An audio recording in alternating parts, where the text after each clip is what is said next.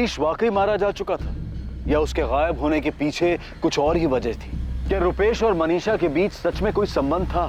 क्या लाई detector test इस case में सच को सामने ला पाएगा?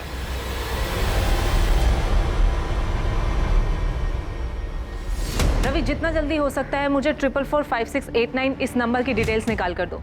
जो भी बंदा हरीश का ये फोन यूज कर रहा है उसने फोन स्विच ऑफ कर रखा है। इस नंबर तक पहुंचना हमारे लिए बहुत जरूरी है। Inspector Sharma, lie detector test की रीडिंग मुझे मिल गई है। मुझे 2 दिन लगेगा सारे रीडिंग की टेस्ट करके एनालिसिस करने के लिए, तभी मैं कुछ कह पाऊंगा। मुकेश जी प्लीज जितना जल्दी हो सके कोशिश कीजिए, क्योंकि अगर हमें टेस्ट में कुछ भी मिलता है तो हमारे लिए रुपेश और मनीषा को तोड़ना आसान हो जाएगा। ये लोग ऐसे नहीं बोलेंगे, दोनों बहुत शातिर हैं। आप मुझे 2 दिन का टाइम दीजिए, 2 दिन में रिपोर्ट आपके सामने होगी। सर 444689 नंबर की डिटेल्स कल शाम तक मिल जाएगी। पूजा, ये 444689 ये नंबर हरीश या रुपेश के कॉल रिकॉर्ड्स में कहीं नजर नहीं आ रहा। सर मुझे एक बात काफी अजीब लग रही है। जिसके पास भी हरीश का ये फोन था उसने इतने दिनों तक फोन संभाल के रखा, अब जाके इसमें सिम डाला है, क्यों? एक बार इसके कॉल रिकॉर्ड्स आ जाए, फिर पता चलेगा कि रुपेश और मनीषा क्या गेम खेल।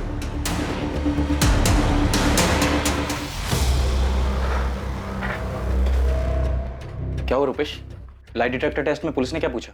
वही जो कस्टडी में पूछ रहे थे। इस बार नया ये था कि कुछ तार वार लगाए थे उन लोगों ने। तो फिर सच पता चल जाता है क्या? पता नहीं, कह तो रहे थे। यार मैं तो शुरू से ही सच बोलता आ रहा हूँ, जो वो लोग मानने को तैयार ही नहीं है। रीना, मनीषा कैसी है? कुछ टेंशन में, कुछ सोच में, ऐसा कुछ दिखा क्या? नहीं, शक्ल से तो ऐसा कुछ नहीं दिख रहा है। मैं उसे मंदिर ले गई थी, भगवान की कसम दिलवाकर मैंने उससे पूछा कि रुपेश और उसके बीच में कुछ है क्या। तब भी उसने यही कहा कि ऐसा कुछ नहीं है। कुछ समझ में नहीं आ रहा। मनीषा भी तो इतना सब कुछ होने के बाद भी एक बार भी कहीं से दुखी नहीं नजर आ रही। वही तो, कुछ समझ में नहीं आ रहा इनके बीच कब हुआ है, क्या हुआ है। और मनीषा कुछ बोल भी तो नहीं रही है।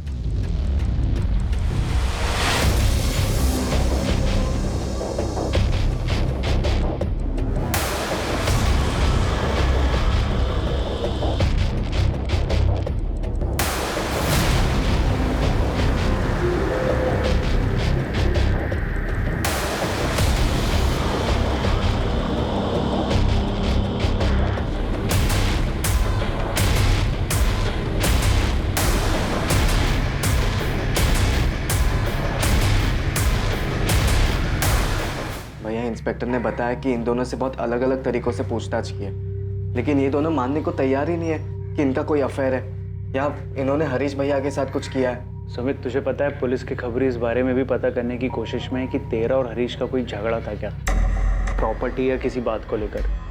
मैं ये नहीं कह रहा हूँ कि उन्हें कुछ मिलेगा, पर वो लोग ये एंगल भी देख रहे हैं। मनीषा को सजा होनी चाहिए क्योंकि वो झूठ बोल रही है, लेकिन मनीषा बताए तो सही कि उस दिन हरीश से कौन मिलने आया था और कहाँ है वो, क्या हुआ उसके साथ। सुमित, कुछ भी हो जाए तू और अंकल इस केस में बिल्कुल ढील मत देना, वरना वो रुपेश और मनीषा दोनों साफ साफ बच निकलेंगे।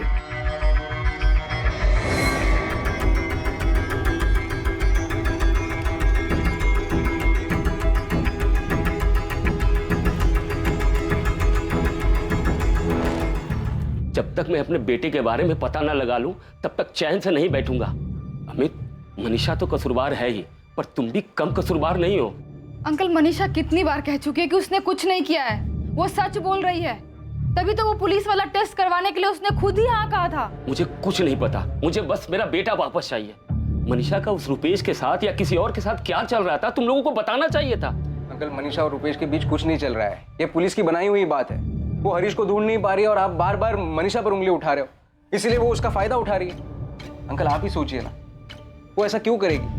बस 23 साल की है और इतनी शातिर है कि उसने हरीश को गायब कर दिया और आज तक किसी को पता भी नहीं लगने दिया कि हरीश कहाँ पर है। अंकल देखिए, आप भी एक बार सोचिए, क्या हरीश के पास ऐसी कोई वजह थी ऐसे चले जाने की? आपने ऐसे ही मनीषा पे इल्जाम लगा दिया। हरीश के वो जो दोनों दोस्त हैं, योगेश और वो अरशद, आपने उन लोगों के बारे में पुलिस को बताया कि जाके वहां भी सच ढूंढे।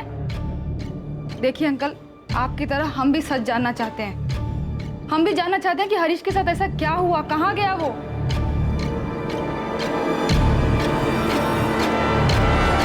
तेरा हीरो का है हरीश, वो भी आने वाला था ना साथ में? आए ना, वो रास्ते में उनका कोई दोस्त मिल गया था तो बोले कि 10-15 मिनट बाद उससे मिलकर आएंगे। दोपहर में भी मैंने फोन किया था, उस समय भी फोन बंद था। कोई काम में अटक गया होगा। चल मनीषा, मैं तुझे घर छोड़ देता हूँ, आजा। कंचन, ये बात अजीब है मगर सच है। हरीश के गायब होने के बाद से आज तक मैंने मनीषा के चेहरे पर कभी भी कोई दुख या परेशानी नहीं देखी। अमित, अब आप भी मनीषा पर... नहीं, मैं इल्जाम नहीं लगा रहा हूँ, मगर तुम ही सोचो, तुम्हें ये बात अजीब नहीं लगती कि हरीश के वापस ना आने से मनीषा को जरा भी दुख नहीं हुआ, जरा भी फर्क नहीं पड़ा? उन लोगों के बारे में पुलिस को बताया कि जाके वहां भी सच ढूंढे। देखिए अंकल, आपकी तरह हम भी सच जानना चाहते हैं। हम भी जानना चाहते हैं कि हरीश के साथ ऐसा क्या हुआ, कहाँ गया वो।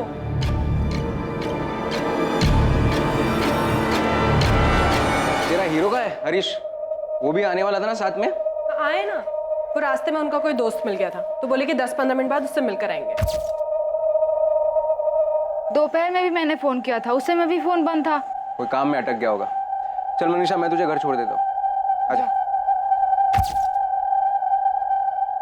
कंचन, ये बात अजीब है मगर सच है। हरीश के गायब होने के बाद से आज तक मैंने मनीषा के चेहरे पर कभी भी कोई दुख या परेशानी नहीं देखी। अमित, अब आप भी मनीषा पर... नहीं, मैं इल्जाम नहीं लगा रहा हूँ, मगर तुम ही सोचो, तुम्हें ये बात अजीब नहीं लगती कि हरीश के वापस ना आने से मनीषा को जरा भी दुख नहीं हुआ, जरा भी फर्क नहीं पड़ा? 2 दिन बाद क्राइम ब्रांच को उस आदमी की जानकारी मिली जो हरीश का फोन इस्तेमाल कर रहा था। समीर चंद्रा, रुद्र विहार का एड्रेस है। रुद्र विहार? सर, ये तो मूर्तिगंज के पास है, जहाँ पर हरीश का फोन स्विच ऑफ हुआ था। सर, फोन रिकॉर्ड्स के मुताबिक हरीश की लास्ट लोकेशन मूर्तिगंज है। देखते हैं कि समीर चंद्रा वाकई में कोई है या ये भी कोई झूठ। और उसी दौरान लाई डिटेक्टर टेस्ट के परिणाम भी सामने आए। हेलो, इंस्पेक्टर शर्मा, मुकेश बोल रहा हूँ। हाँ मुकेश जी, क्या मिला टेस्ट में? आपने उन दोनों को जो भी सवाल पूछे, उनके जवाब के रिस्पॉन्स ग्राफ बहुत बारीकी से हमने चेक किया है। उन दोनों में से कोई भी झूठ नहीं बोल रहा है। क्या? उन्होंने किसी भी सवाल के जवाब में झूठ नहीं बोला? नहीं। ये सवाल हमने उन दोनों से पूछा था कि उनका अफेयर है। तुम मनीषा से प्यार करते हो? तुम रुपेश से प्यार करती हो? इंस्पेक्टर, आप देख सकते हैं दोनों के पैरामीटर में थोड़ा भी डिस्टर्बेंस दिखाई नहीं दे रहा है। उनके पैरामीटर से तो यही पता चल रहा है कि किसी भी सवाल का जवाब देने में उनको कोई हिचकिचाहट नहीं हुई, तब भी नहीं जब आप लोगों ने उन्हें पूछा कि उन्होंने हरीश को मारा है। रुपेश, क्या ये सच है? तुमने हरीश को मारा है? हरीश को कहाँ मारा? मैंने हरीश जी को नहीं मारा। यहाँ तक कि हरीश को मारने की प्लानिंग भी उन्होंने की थी, लेकिन इस सवाल पर भी उनका रिएक्शन नॉर्मल है। कोई घबराहट, कोई टेंशन नहीं दिखी। तो बेसिकली लाई डिटेक्टर टेस्ट ये कहता है कि उनका आपस में कोई रिश्ता नहीं, कोई अफेयर नहीं। ना ही उन्होंने हरीश को गायब किया है और ना ही उन्होंने उसे मारा है। हाँ।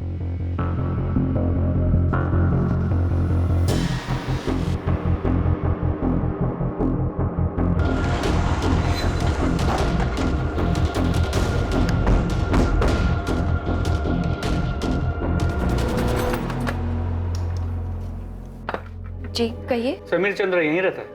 आप लोग कौन? Crime branch. जी, मैं ही समीर चंद्र हूँ। कहिए, क्या काम है? तूने फोन क्यों काटा? हेलो, कौन बोल रहा है? आप बताओ, आप कौन बोल रहे हो? मैं क्राइम ब्रांच से बोल रहा हूँ। ये फोन जिससे तुम अभी बात कर रहे हो हरीश राठौर के नाम का है। सब मैं कुछ समझा नहीं। मैंने फोन किया था तुझे, और जब पूछा कि हरीश का फोन तेरे पास कैसे आया, तूने फोन काट दिया। अब तू हरीश का फोन खुद से हमें देगा या हम हमारे तरीके से तेरे घर में ढूंढें?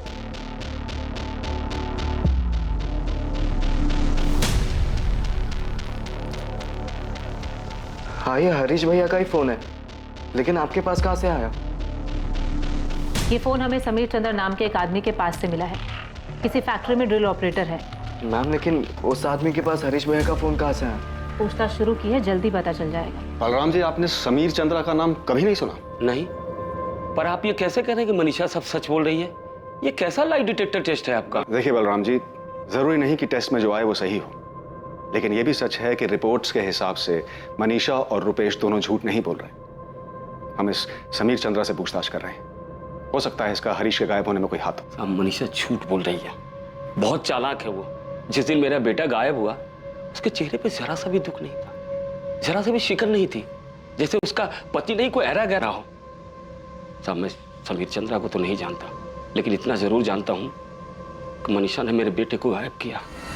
साहब, मैं डर गया था, क्योंकि जैसे ही इस फोन में मैंने अपना सिम डाला, तुरंत आपका फोन आया कि आप क्राइम ब्रांच से है और ये फोन मुझे कहाँ से मिला। समीर, मुझे तेरे डर की नहीं, तेरे सच की कहानी बता। बोल, ये फोन तेरे पास कहाँ से आया? साहब रास्ते में पड़ा मिला, पान वाले की दुकान के बगल में कूड़े के पास पड़ा था। मैं पान बनवा रहा था जब फोन पे मेरी नजर पड़ी।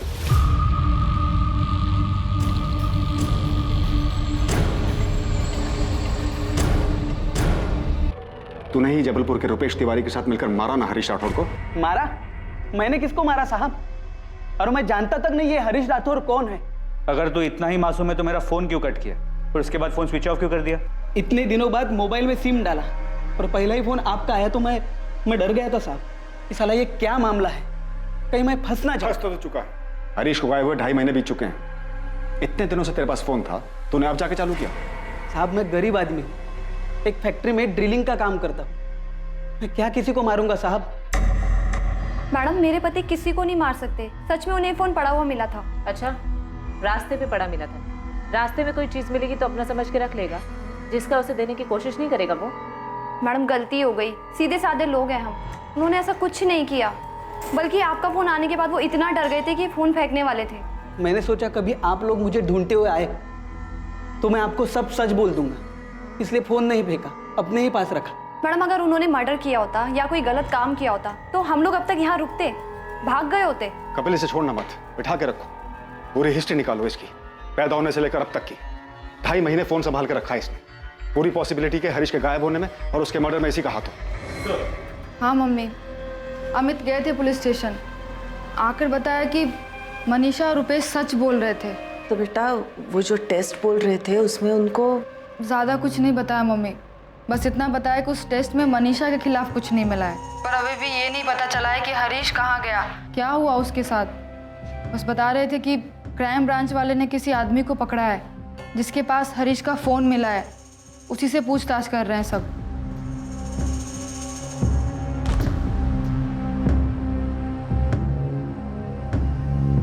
क्या हुआ मम्मी?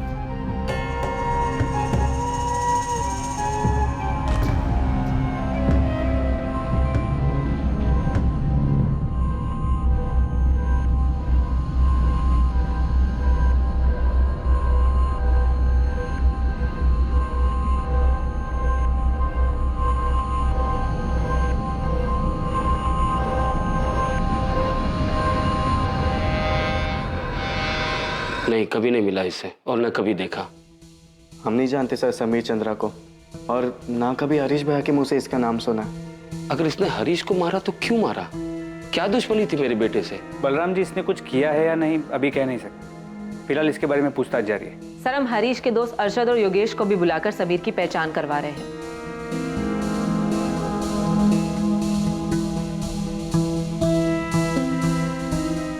अरशद और योगेश भी ये नहीं जानते कि समीर कौन है? नहीं सर।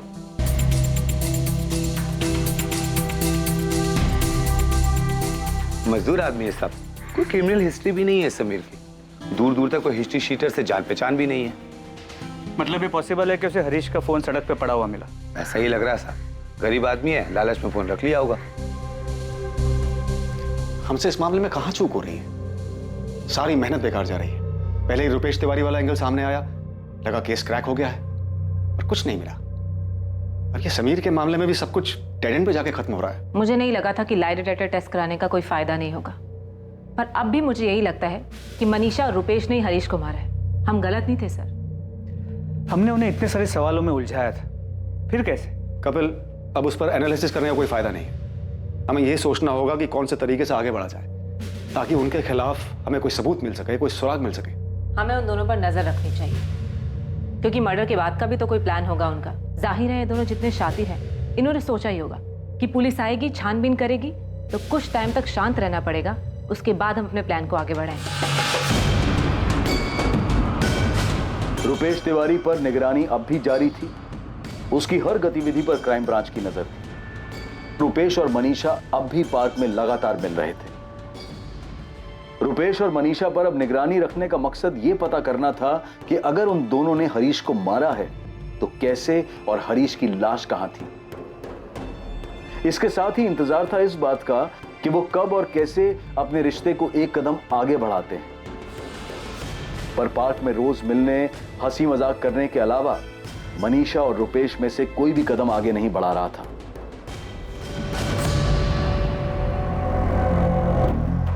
कितनी शांत और खुश लग रही है, जैसे कि कुछ हुआ ही नहीं। यस सर, इसे किसी चीज से कोई फर्क ही नहीं पड़ रहा है। आज तक के करियर में इतने शातिर क्रिमिनल्स को तोड़ा है, इसे क्यों नहीं तोड़ पा रहे हम? सर ताज्जुब की बात तो ये है कि बिना किसी कांटेक्ट के, बिना किसी बातचीत के ये दोनों इतना बड़ा कांड कर कैसे पाए, वो भी इतनी सफाई से कि आज तक हमें हरीश का नामो निशान तक नहीं मिला।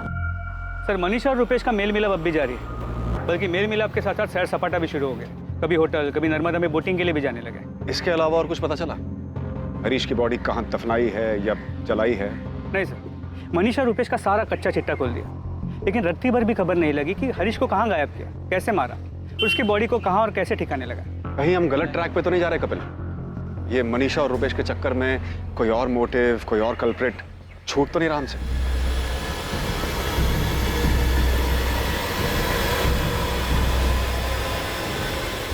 नहीं, हमें चाय पानी कुछ नहीं चाहिए। हम तो बस इतना जानना चाहते हैं, इतना पूछना चाहते हैं मनीषा से कि आखिर हरीश की क्या गलती थी। बलराम जी, आप हमारे समधी हैं, इसलिए प्यार से और तमीज से बात कर रहा हूँ। सच आपके सामने है कि... सच सामने नहीं है अंकल, हमारे सामने सिर्फ हरीश भैया की अनसुलझी गुमशुदगी और कुछ नहीं। जिस गुमशुदगी का सारा बोझ मनीषा पर डाल दिया, हमारी बेटी को सबके सामने मुजरिम बना दिया, रुपेश के साथ मनीषा का नाम जोड़ दिया। पुलिस हजारों सवाल पूछ चुकी है मनीषा से। इस टेस्ट के लिए उसने खुद मंजूरी दी थी, जो सामना करना था वो कर चुकी है। अब कोई अग्नि परीक्षा बाकी नहीं है। अब भी आप यही पूछ रहे हैं कि हरीश की गलती क्या थी। घुमा फिरा के एक ही सवाल कि मनीषा ने हरीश के साथ क्या किया। मैं जानता हूं मैं हरीश से नहीं मिल पाऊंगा, मैंने मान लिया कि हरीश मर चुका है, लेकिन बेटा मैं इतना जानना चाहता हूं कि आखिर ऐसी क्या... जी, बहुत हो गया प्यार मोहब्बत की बातें, आप यहाँ से चले जाइए वरना... पापा एक मिनट। पापा जी, देवर जी, मेरे और हरीश जी के बीच कोई झगड़ा, कोई अनबन नहीं थी। इतना जान ही कहाँ पाए थे एक दूसरे को कि झगड़ा या अनबन होती। मैंने आपसे पहले भी कहा और फिर कह रही हूँ, मैंने नहीं देखा वो कौन दोस्त था जिसने हरीश जी को आवाज़ दी थी। बस यही मेरी सबसे बड़ी गलती हो गई, जैसे आप लोग साजिश मानते हैं। पापा जी, आपने उम्मीद छोड़ दी होगी, लेकिन मैंने नहीं छोड़ी। मैं तो आज भी चाहती हूँ पता चल जाए हरीश जी कहाँ हैं, उनके साथ क्या हुआ है। पापा जी, मुझे ज़्यादा रोना नहीं आता, ज़्यादा दुख दिखाना भी नहीं आता, पर इसका मतलब ये नहीं कि मुझे दुख नहीं होता। मैं नहीं जानती हरीश जी के साथ क्या हुआ है, वो किस दोस्त के साथ गए थे। मैंने हरीश जी के साथ कुछ नहीं किया।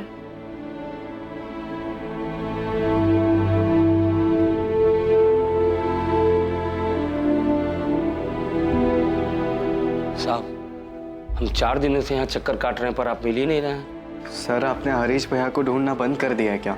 हाँ बलराम जी, सुमित, ये सच है कि अभी हम दूसरे केसेस देख रहे हैं, लेकिन अगर हमें हरीश के केस में छोटा सा भी सुराग मिला तो हम दोबारा पूरे जोर शोर से हरीश के केस पर वापस लग जाएंगे। हमने उसके दोस्तों से भी बात की, वो अरशद और योगेश, उन दोनों से अलग अलग तरीके से बातचीत की, लेकिन अभी तक कोई भी एंगल समझ में नहीं आ रहा। तो आप मनीषा और रुपेश को यूं ही छोड़ देंगे? साहब, मैं जानता हूं कि उन्होंने ही मिलकर मेरे हरीश... क्या करें? शक के बिना पे गोली मार दें उनको?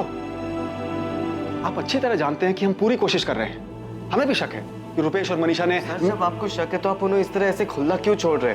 पकड़िए ना उनको। हम गए थे भाभी के घर पे, हमने देखा जो कुछ भी बोल रही थी साफ साफ लग रहा था नाटक कर रही है। इतना सा भी दुख नहीं था उनके चेहरे पे। दुख पछतावा नहीं है, ये हमने भी देखा है, लेकिन ना तो ये कोई सबूत है, ना इसके बिना पर कोई केस बनता है। कार्रवाई करने के लिए सबूत चाहिए कि उन्होंने मारा है, कहां दफनाया है, कहां जलाया है, क्या किया हरीश की बॉडी के साथ। तो आपका कहने का मतलब है हम ये मान ले कि हरीश का कभी कुछ पता नहीं चलेगा, बस इतना मान ले कि वो चला गया और कभी वापस नहीं आएगा। वो तो क्या, उससे जुड़े हुए किसी सवाल का जवाब तक नहीं आएगा। देखिए बलराम, फिलहाल मैं आपकी किसी बात का जवाब नहीं दे सकता जिससे आपको तसल्ली हो। एक्चुअली मैं ना तो आपको जवाब दे सकता हूं और ना खुद को।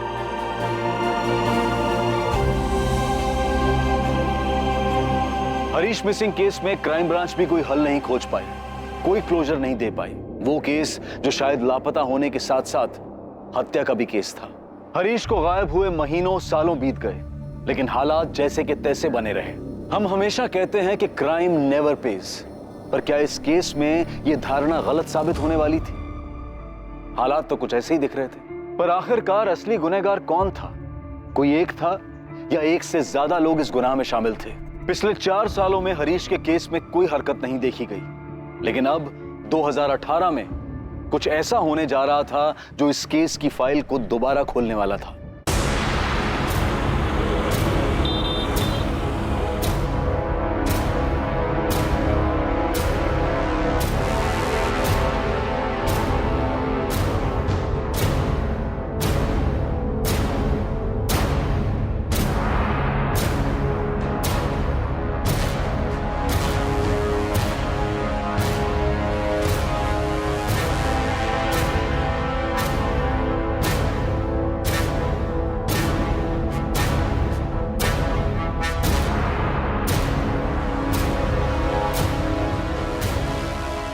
मुझे सच बता दे, शूटआउट में तेरे साथ और कौन कौन था? देख, मैं वादा करता हूँ तेरी बेल का इंतजाम करा। खाली बेल नहीं साहब, आपको मुझे अंडरग्राउंड भी करवाना पड़ेगा, क्योंकि इसके बाद वो लोग हाथ धोकर मेरे पीछे पड़ जाएंगे। सर एक मिनट सर, वो हरीश राठौर मिसिंग केस याद है आपको? उसे कैसे भूल सकता हूँ? 4 साल से एक आदमी गायब है, आज तक उसका पता नहीं चला। सर उसी केस के सिलसिले में जबलपुर से हमारे खबरी पंकज का फोन आया। कुछ हुआ है क्या वहाँ? जी सर, हरीश की बीवी मनीषा घर छोड़ के भाग गई। पंकज लाइन पे।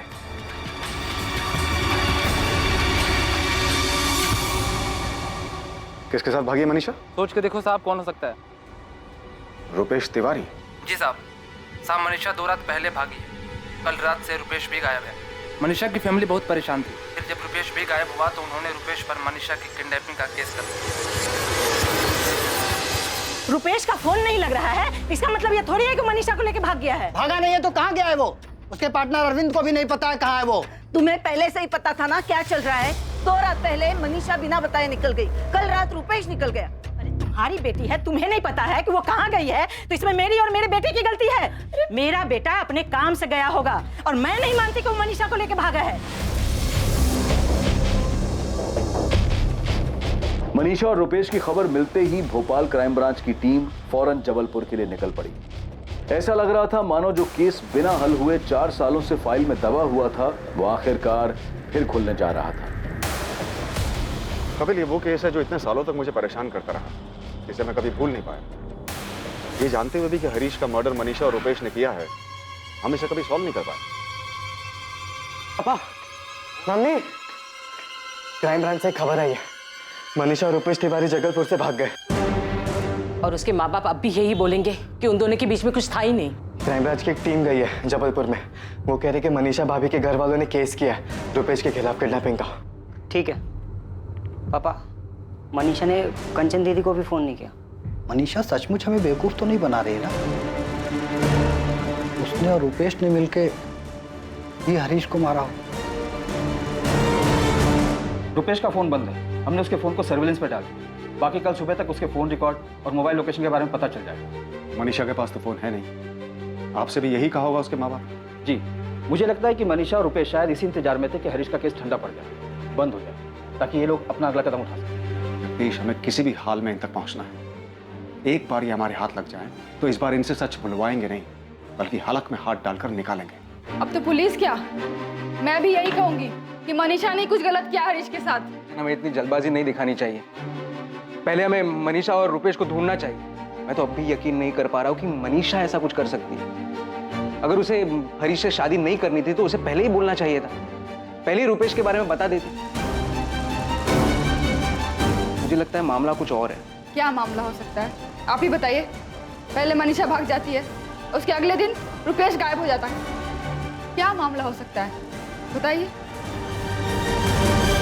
इस केस ने कई झटके दिए थे और अब जो झटका लगने वाला था वो किसी की भी सोच से परे था। मनीषा घर से भागी, फिर रुपेश भी गायब हो गया और उसका फोन भी बंद हो गया। सबने फौरन 2 और 2 4 का फॉर्मूला लगाया और मान लिया कि दोनों साथ में भागे हैं।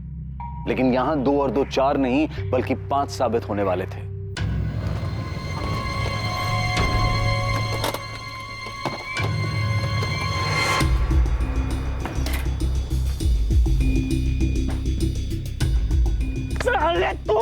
तूने मनीषा कहाँ है? मनीषा? तेरा दिमाग तो ठीक है, छोड़ मुझे क्या पता मनीषा कहाँ पर है। देख रुपेश, बहुत हो गया तेरा नाटक, अब सच सच बता कहाँ है मनीषा? मुझे नहीं पता मनीषा कहाँ पर है। 4 दिन पहले भी तुम लोग यही सवाल पूछ रहे थे मुझसे। अरे मुझसे पूछ के भाग गया क्या वो? सर, मैं अपने दोस्त से मिलने के लिए इंदौर गया हुआ था। वहाँ पर भी एक ट्रैवल एजेंसी खोलने के बारे में बात करने के लिए। मेरा फोन पानी में गिर गया था, इसीलिए बंद है। आप चाहें तो फोन करके पता कर सकते हैं, फोन अभी भी बंद है। सर फोन तो क्या, मेरा तो सिम भी खराब हो गया। नए सिम के लिए कंपनी में रिक्वेस्ट दी हुई। रुपेश, इस बार तेरा कोई झूठ नहीं चलेगा, समझा? या तो तू सच बोलेगा या फिर डंडे खाएगा। सर आपको डंडा मारना है, जो करना है कीजिए। और मैं फिर भी यही कहूँगा कि मनीषा मेरे साथ नहीं भागी। सर मनीषा और मेरे बीच में ना तो कभी कोई ऐसा रिश्ता था और ना ही। इतने साल बाद आप अभी भी इस बात पर क्यों अटके हुए हैं? मनीषा और मैं बस अच्छे दोस्त हैं सर, और कुछ नहीं। मेरा दिमाग खराब है कि मैं मनीषा के साथ भागूंगा और हरीश के केस का फंदा अपने गले में डालूंगा। मनीषा कहाँ है? फिर वही बात सर, मुझे नहीं पता मनीषा कहाँ है। मुझे समझ में नहीं आ रहा कि आप बिना वजह हर बार मुझे क्यों घसीटे जा रहे हैं। तो मनीषा तेरे साथ नहीं भागी? नहीं सर, अगर मेरे साथ भागी होती तो मैं वापस क्यों आता? आपके डंडे खाने के लिए? सर उस रुपेश का वापस आना उसकी एक चाल भी हो सकती है, I mean दोनों की। अगर चाल है भी कपिल, तो मनीषा को किसी भी हाल में ढूंढ निकालना होगा। पता करना होगा कि ये दोनों क्या खेल खेल रहे हैं। मनीषा के पिताजी का फोन आया था, वो घर वापस आ गई। What?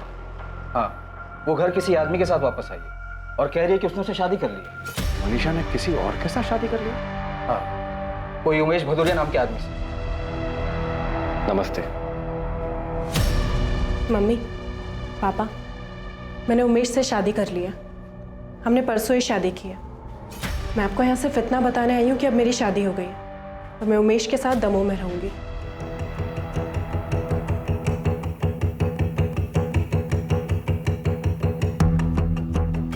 मैं 2 साल पहले उमेश से ही जबलपुर में मिली थी। हम दोनों के बीच बातचीत थी। मुझे उमेश अच्छे लगने लगे और फिर मैंने उससे शादी करने का फैसला कर लिया। फैसला कर लिया? तू इतनी बड़ी हो गई कि फैसला करने लगी? हमें पूछने बताने की जरूरत नहीं समझी? मम्मी, मैं हरीश जी के गायब होने, उनके मरने का बोझ अपने सर पर उठाते उठाते थक गई हूँ। मेरी भी एक जिंदगी है, मैं भी जीना चाहती हूँ, पर इस बारे में तो किसी ने सोचा ही नहीं। और अगर मैं उमेश के बारे में बताती तो भी क्या होता? फिर से वही तमाशा शुरू होता। हरीश जी के घर वाले पुलिस के साथ यहाँ धरना देते और कहते, देखा, इसलिए इसने हरीश को मारा था। और मैं कब तक ऐसे पति ऐसी शादी के सहारे जीती जो 4 साल पहले ही चला गया, और उसके गायब होने की वजह से मुझे न जाने क्या क्या सहना पड़ा। हजारों सवालों के जवाब देने पड़े।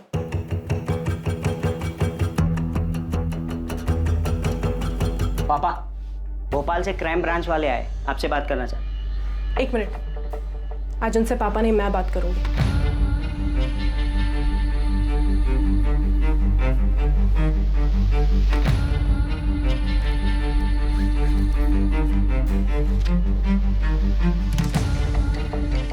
ये मेरी और उमेश की शादी का सर्टिफिकेट। हमने परसों मंदिर में शादी की और दमोह में शादी को रजिस्टर करवाया। अब प्लीज़ इसे ध्यान से देख लीजिए, क्योंकि आज के बाद मैं आपको कोई सफाई नहीं देना चाहती। हो गई तसल्ली?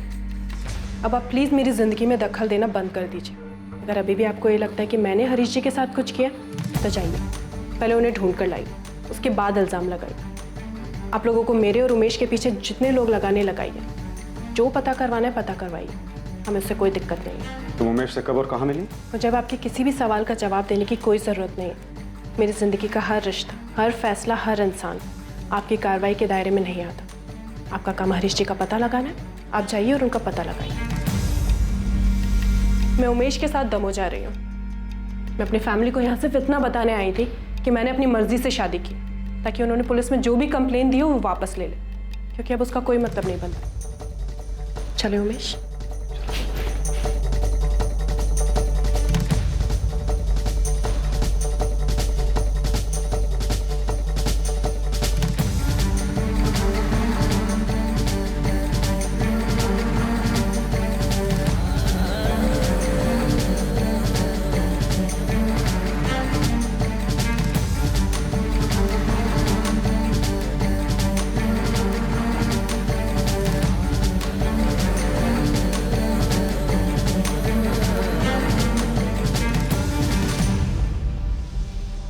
साहब, कहीं मनीषा ने रुपेश के बजाय उमेश के साथ मिलकर तो नहीं? बलराम जी, हम उमेश के बारे में पता लगा रहे हैं, लेकिन अभी तक ऐसा कुछ भी सामने नहीं आया है कि हरीश के साथ शादी करने से पहले मनीषा और उमेश एक दूसरे को जानते थे।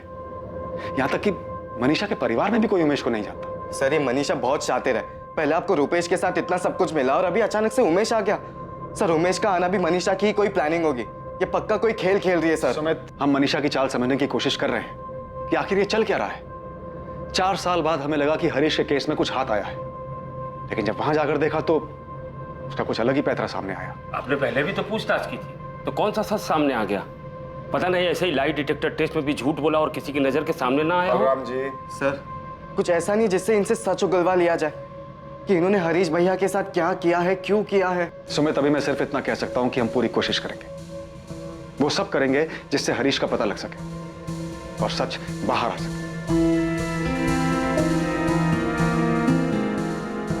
मनीषा की जिंदगी में एक नया किरदार आया, उमेश भदौरिया। इस उमेश भदौरिया की हर हरकत पर पुलिस की नजर थी। मनीषा पर भी नजर रखी जा रही थी। पुलिस को शक था कि मनीषा कोई खेल खेल रही थी, जिसमें रुपेश की भी बराबर की भूमिका थी। क्या रुपेश तिवारी और उमेश भदौरिया के बीच कोई कड़ी थी? नहीं सर, फोन रिकॉर्ड्स में ऐसा कुछ नहीं मिला जिससे ये पता लगे कि रुपेश और उमेश का कोई कनेक्शन है। पूजा के ये रुपेश, मनीषा और उमेश सच में कोई खेल खेल रहे, इतने शातिर हैं, या फिर हम इनके पीछे पड़ के एक बंद अंधेरी गली में चक्कर काट रहे हैं? मैं इतना कह सकती हूँ कि हम गलत ट्रैक पर नहीं हैं। मनीषा ने हरीश को मारा है, हम पहले भी ये बात जानते थे और आज भी जानते हैं। बस एक बात समझ नहीं आ रही कि उनका सच सामने कैसे लाए। हमने उनका लाइट डिटेक्टर टेस्ट करवाया था जिसमें उन्होंने साफ झूठ बोला। एक बार ब्रेन मैपिंग टेस्ट करवाया क्या पता उसमें कुछ सामने आ जाए। कपिल, तुम्हें लगता है जो लाइट डिटेक्टर टेस्ट में इतनी आसानी से झूठ बोलकर निकल गए वो ब्रेन मैपिंग टेस्ट में फंस जाएंगे? फंस भी सकते हैं। 4 साल से एक खेल खेल रहे, एक झूठ को जी रहे, क्या पता सच सामने आ ही जाए। सब पॉसिबल है कि सवालों के जवाब में एक तैयार किया हुआ झूठ जो सच बनकर सामने आए, लेकिन ब्रेन मैपिंग में तो कोई सवाल ही नहीं होता कि वो तैयारी कर पाए। उसमें तो उनको फोटोग्राफ दिखाई जाएंगी और उनका दिमाग कैसे रिएक्ट कर रहा है वो देखा जाएगा, जिसे वो कंट्रोल नहीं कर सकते। क्या पता इस टेस्ट में वो दोनों डगमगा जाए।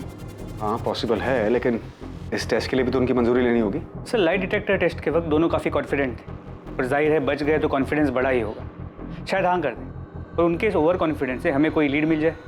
चलो देखते हैं ये लोग इस टेस्ट के लिए तैयार होते हैं या नहीं। ब्रेन मैपिंग टेस्ट एक ऐसा टेस्ट जो अपराधी के दिमाग में छपी जानकारी की जांच करता है और उस जानकारी को बाहर लेकर आता है। कोई अपराधी अपनी बाहरी हरकतों से अपनी जुर्म की कहानी को ढकने या छिपाने में कामयाब हो सकता है, लेकिन उसके दिमाग में छपी उस वारदात को मिटा नहीं सकता। यह एक अपने ही तरीके की तकनीक है जिसमें वारदात की जानकारी को संदिग्ध के दिमाग में छपी जानकारी के साथ मिलाकर देखा जाता है। पर इस टेस्ट को संदिग्ध पर करने के लिए संदिग्ध की मंजूरी अनिवार्य होती है। सर, आप लोग तो मेरी जिंदगी में बेताल की तरह पीठ पर सवार हो गए। आपकी मर्जी का जवाब नहीं दे रहा हूं तो आप तो पीठ से चिपक ही गए हैं। इस बेताल से मुक्ति चाहते हो तो ये अच्छा मौका है तुम्हारे पास, क्योंकि इस टेस्ट के बाद ये केस बंद हो जाएगा और तुम पर और मनीषा पे से सारा इल्जाम हमेशा के लिए खत्म हो जाएगा। सर, आप ये बात मान क्यों नहीं लेते हैं कि मेरे और मनीषा के बीच में कुछ भी नहीं है? मैंने हरीश से शादी क्या की, मेरी तो जिंदगी बर्बाद हो गई। जिंदगी तुम्हारी नहीं, हरीश की बर्बाद हुई है मनीषा। 4 साल हो गए, वो कहा है उसकी कोई खबर नहीं है। रुपेश ने आपसे क्या कहा? वो तैयार है? क्यों? रुपेश के इशारों पर हाँ करोगी तुम? करूँ भी तो क्या दिक्कत है? आप लोगों ने तो वैसे भी हम दोनों का रिश्ता बना के रखा है 4 साल से, वो भी मुजरम का, बिना किसी वजह। ठीक है सर, एक बार मनीषा से बात करता हूँ फिर बताता हूँ। कैसे बात करोगे? उमेश के फ़ोन पे या मनीषा के फ़ोन? सर, आप जो चाहो पैतरा लगा दो, और यही सच है कि मेरे और मनीषा के बीच में कुछ भी नहीं है और हरीश को गायब करने या मारने में मेरा कोई हाथ नहीं।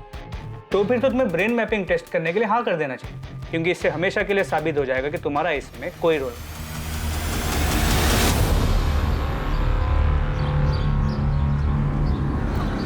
कैसी है? मम्मी पापा भी नाराज है तुमसे? हाँ, यही कहते रहते हैं कि क्या हरकत की है, कौन है ये उमेश, और वही सारी बातें। ये क्राइम ब्रांच वालों ने ब्रेन मैपिंग टेस्ट को लेकर दिमाग खराब कर रखा है, बहुत परेशान किया हुआ। हाँ, मुझे भी। क्या कहती है? हाँ कर देना चाहिए। रुपेश, मुझे लगता है कि उन्हें ये भी कर लेने देते, कम से कम तसल्ली तो हो जाएगी और हमारा पीछा करना भी छोड़ देंगे और हमारा भी ये रोज़ की मुसीबत से ना पीछा छूट जाएगा।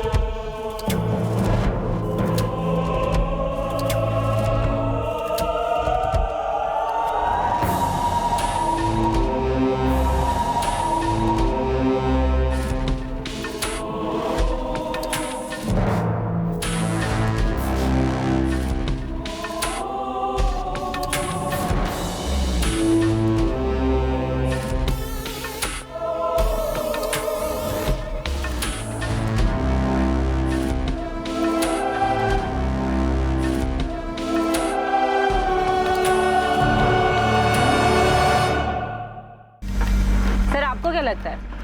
यही कि लाइट डिटेक्टर टेस्ट के बाद वो जितने कॉन्फिडेंट है, इस बार उनका कॉन्फिडेंस फीका पड़ता नजर आया मुझे।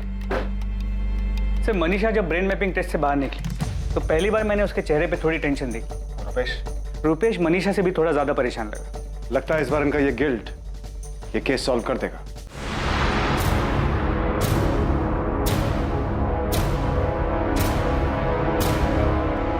मनीषा, उन लोगों को कैसे पता चला? रुपेश, मुझे नहीं पता उन्हें कैसे पता चला। नहीं, उन लोगों को कुछ नहीं पता। उन लोगों को किसी भी हाल में कुछ पता चल ही नहीं सकता। कुछ पता नहीं चल सकता तो उन्होंने वो फोटो हमें क्यों दिखाया? जबकि ये तो मुझे भी नहीं पता था, तुमने मुझे बताया था। और ये बात मैंने तुम्हारे अलावा किसी को नहीं बताई थी। रुपेश, कहीं मंजीत तो उनके हाथ नहीं लग गया? कहीं मंजीत ने तो... मनीषा, वो लोग मंजीत तक कैसे पहुंचेंगे? हो ही नहीं सकता। रुपेश, मुझे लगता है इस बार उन्हें पक्का कुछ मिला है, कुछ पता चला है। रुपेश, कुछ भी हो, पर अब मैं वापस नहीं जाना चाहती। इतना सब होने के बाद अब फिर 4 साल बाद ये... मनीषा, ऐसे घबराने की जरूरत नहीं है। मुझे नहीं लगता कि उन्हें कुछ भी मिला है। अगर उन्हें कुछ नहीं मिला तो उन्होंने हमें वो खोदी हुई जगह, वो गड्ढा, वो खोदा हुआ गड्ढा क्यों दिखाया? हो सकता है उन्होंने वो फोटो वैसे ही हमें दिखा दी हो। रुपेश, तुम अब भी इतना शांत कैसे रह सकते हो? तुम्हें टेंशन नहीं हो रही कि... मनीषा, टेंशन हो रही है, पर मुझे नहीं लगता कि मुझे लगता है ये टेस्ट हम पर भारी पड़ने वाला है। ये वो लाई डिटेक्टर टेस्ट नहीं है। इस बार वो लोग हमें नहीं छोड़ेंगे। मनीषा, कुछ नहीं होगा। वो बस हमें फंसाने की कोशिश कर रहे हैं। अब तुम ऐसे घबराओगी तो उन्हें जरूर हम पर शक हो जाएगा। तुम शांत रहो बस, बाकी मैं संभाल लूंगा।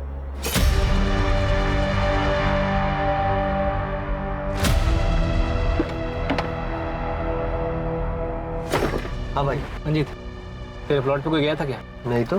तेरे दिहाड़ी वाले मजदूर की किसी से कोई बात हुई थी? नहीं, ऐसा कुछ भी नहीं हुआ। क्यों? किसी पुलिस वाले ने तुझसे पूछताछ की थी क्या? भाई तू ठीक तो है ना? और तू इतने सालों के बाद घबरा क्यों रहा है? कुछ बताएगा मुझे? मंजीत, हमें कुछ करना होगा। क्या क्या कुछ क्या? चल।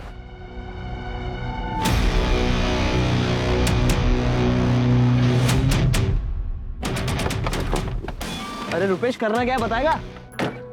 मिसी, ऐसे यहाँ नहीं छोड़ सकते। यहाँ नहीं छोड़ सकते मतलब? तेरा दिमाग तो ठीक है? करेगा क्या निकाल करके? निकाल कर डिस्ट्रॉय करना पड़ेगा ताकि उनके हाथ में कुछ भी ना लगे। अरे यार, पता नहीं तू क्या करना चाह रहा है। अरे यार, यहाँ कुछ नहीं आया, कोई खुदाई वुदाई कुछ नहीं हुई है। जीत, फावड़ा उठा, खुदाई शुरू कर। जो भी बचा उसे निकाल के खत्म करना है। अरे कंकाल के अलावा कुछ नहीं बचा होगा। जो भी बचा है निकाल के खत्म करना है, उसे शुरू कर।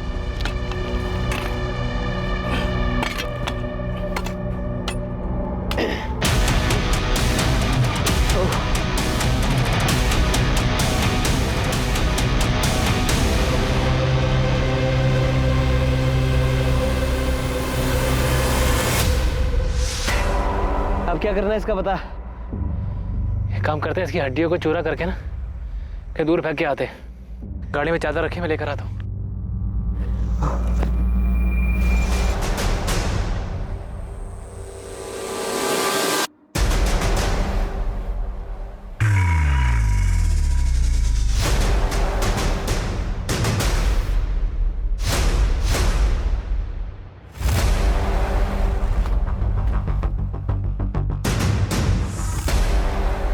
और रुपेश, क्या खोद के निकाला? हमें भी तो दिखा। चल, अरे चल। क्या है? पकड़ो उसे।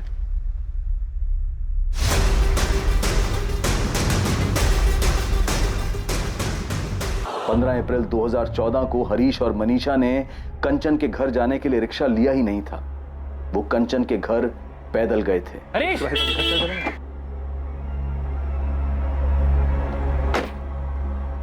कैसे हो? मैं ठीक हूँ भाई। यहाँ कैसे? भोपाल में? भोपाल में किसी काम से आया था, वापस जा रहा था तो तुम दोनों पर नजर पड़ी, सोचा मिलते ही चलो। ठीक किया। कैसे हो मनीषा? ठीक। यार अच्छा हो तुम मिल गए। हाँ। थोड़ी देर के लिए मेरे साथ चलो ना, मुझे तुम्हारी हेल्प की जरूरत है। अभी? हाँ यार, अभी मैं मनीषा को लेकर के कंचन दीदी के यहाँ छोड़ने जा रहा था और वहाँ से फिर काम पे भी जाना है। तो एक काम करो, तुम शाम को घर पे आ जाओ ना, बैठ के बातें करते हैं हम लोग। यार हरीश, बस आधे घंटे की बात है। एक्चुअली मैं भोपाल में एक नया काम शुरू करने की सोच रहा हूँ। तुम तो यहीं के हो, सही आइडिया दे दोगे। चलो ना, और शाम को वापस जा रहा हूँ तो मिल नहीं पाऊंगा। चलते चलते बात कर लेंगे। कम मैं जाऊँ मनीषा? तुम अकेले चले जाओगे और मैं लौटते समय तुम्हें उठा लूंगा।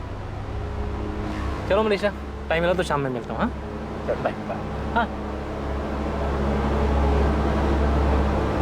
अरे बैठे ना प्लीज।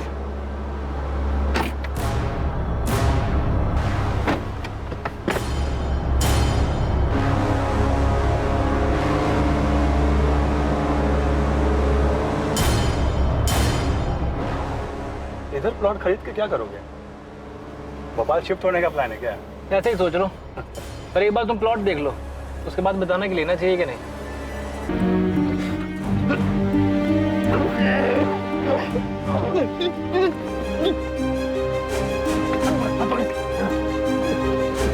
राम जी, हमें एक कंकाल मिला है, वो हरीश का ही है, ये कंफर्म करने के लिए हमें डीएनए टेस्ट करना पड़ा। रुपेश ने यहाँ भोपाल में हरीश को मार दिया था। जबलपुर के पास रुपेश के एक दोस्त मंजीत का प्लॉट है। मारने के बाद वो लोग हरीश की बॉडी को वहां ले गए और उस ओपन प्लॉट में दफना दिया।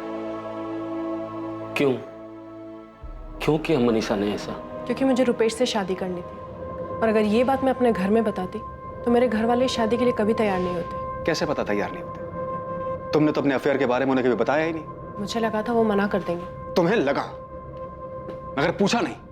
तुम्हें यह कैसे लगा कि तुम एक शरीफ आदमी के साथ शादी कर लोगी, उसे मार दोगी और फिर बड़े आराम से रुपेश के साथ दूसरी शादी कर लोगी, आराम से जिंदगी जी लोगी? ये कैसे लगा तुम्हें? ऐसा हो नहीं पाया, मुझे लगा था ऐसा ही होगा। सर ये बात करने के लायक नहीं, शक्ल देख लो इसकी। दो मारना है मार लो, जितना मारना है मार लो। ये उमेश कौन है? ये क्या नाटक था? रुपेश का नाटक था, क्योंकि ऐसे तो हमारी शादी होने से रही, तो हमें ये एक और नाटक करना पड़ा। रुपेश अब क्या प्रॉब्लम है? भाग चलते हैं ना, भाग चलते हैं यहाँ से। वैसे भी हरीश को रास्ते से हटाने के बाद हम वो लाई डिटेक्टर टेस्ट से भी बच गए, और अब तो 2 साल हो चुके हैं, कोई ढूंढ भी नहीं रहा होगा उसे। मनीषा भी कुछ बोल नहीं सकते हैं। पहले वाली पुलिस टीम ने तो केस ही बंद कर दिया था, वो लोग मुझ तक कभी पहुंच ही नहीं पाए थे, लेकिन इस बार तो क्या ये सब करने के बाद हम अभी भी दोस्त होने का नाटक करते रहेंगे? शायद इतना सब्र किया है थोड़ा और से। अगर क्राइम ब्रांच वालों ने हमें ऐसे सुमड़ी में नहीं पकड़ा होता ना तो और बात है। अब हम भागेंगे या तुम अपने घर पे मुझसे शादी के लिए बात करोगे ना तो वो लोग हमें छोड़ेंगे नहीं। लिख कर देता हूँ, कुछ ना कुछ जरूर खोद निकालेंगे। अभी तक तो वो लोग मंजिल तक पहुँचे नहीं हैं, अगर थोड़ा और ढूंढेंगे ना तो उस तक भी पहुँच जाएंगे। तो क्या अब हमें सारी जिंदगी ऐसे ही रहना पड़ेगा? इसलिए हमने ये सब किया था। मंजीत उमेश को जानता था, वही उसे लेकर आया था। मतलब उमेश का रोल सिर्फ शादी करके डिवोर्स देने तक का था? जी, उमेश मनीषा को डाइवोर्स देता, मनीषा वापस अपने घर चली जाती, और कुछ टाइम बाद मैं मनीषा की फैमिली से हमारी शादी की बात करता।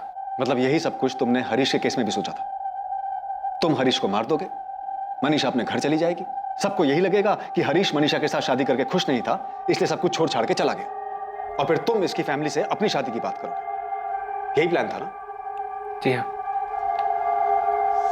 तुम अपना फोन जबलपुर में छोड़कर आए थे, फिर 15 अप्रैल को इतनी सफाई से प्लानिंग कैसे की कि ये लोग कितने बजे कंचन के घर जाएंगे और तुम इनसे रास्ते में टकराओगे? फोन से मैंने मनीषा को फोन लेकर दिया था, जिसके बारे में और कोई नहीं जानता था। वो फोन का है? वो फोन तो मैंने कब का तोड़ के फेंक दिया। उसका नंबर तो होगा, या उसे याद दिलाने के लिए तुझे तोड़ू? नंबर मेरे पास है। कब से चल रहा था तुम दोनों का अफेयर? मनीषा की शादी के 1 साल पहले से। मतलब हरीश के साथ शादी, उसका मर्डर, उसे दफनाना, उमेश का आना, ये सारी प्लानिंग किसकी थी? मनीषा तुम्हारी या रुपेश तुम्हारी? दोनों की थी। ये सब हमने मिलकर किया है।